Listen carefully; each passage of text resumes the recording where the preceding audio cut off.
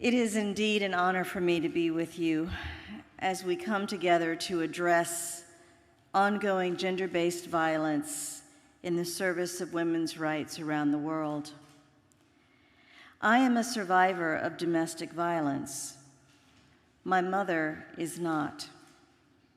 Despite everything she did to escape her abuser, including getting a divorce and remaining steadfast in her determination to live a life free of him, he would not stop stalking her.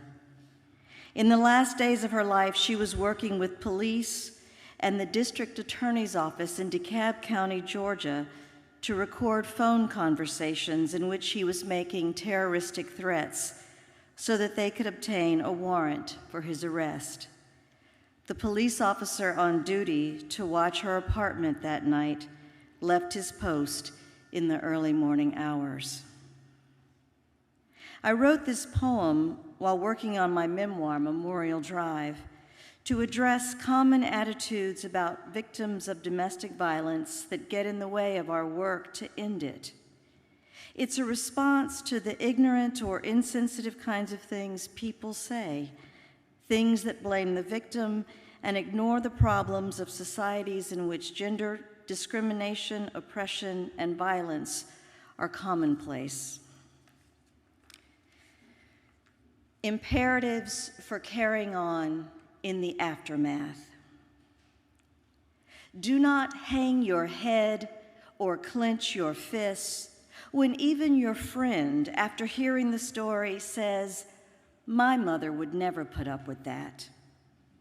Fight the urge to rattle off statistics that, more often, a woman who chooses to leave is then murdered.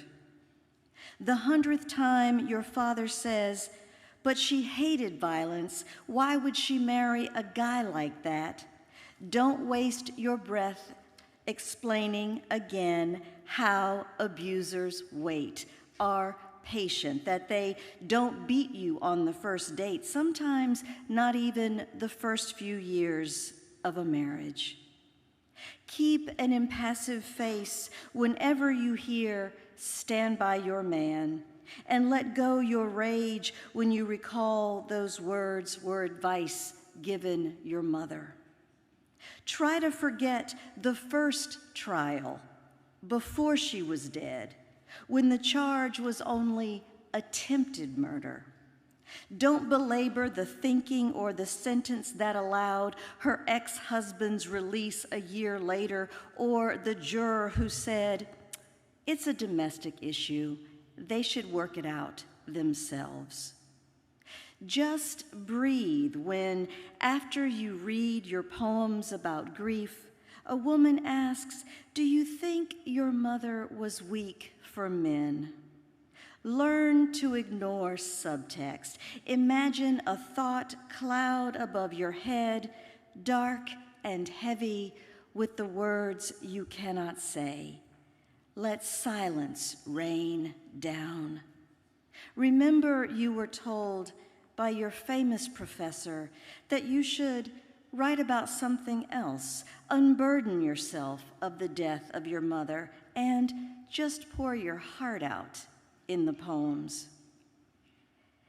Ask yourself what's in your heart, that reliquary, blood locket and seed bed, and contend with what it means, the folk saying you learned from a Korean poet in Seoul, that one does not bury the mother's body in the ground, but in the chest, or, like you carry her corpse on your back.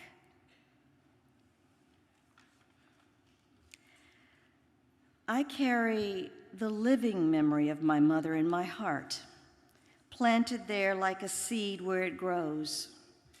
But I carry her corpse to remember the work we have to do in order to make it such that every woman and girl in the world is safe from gender-based violence. Thank you.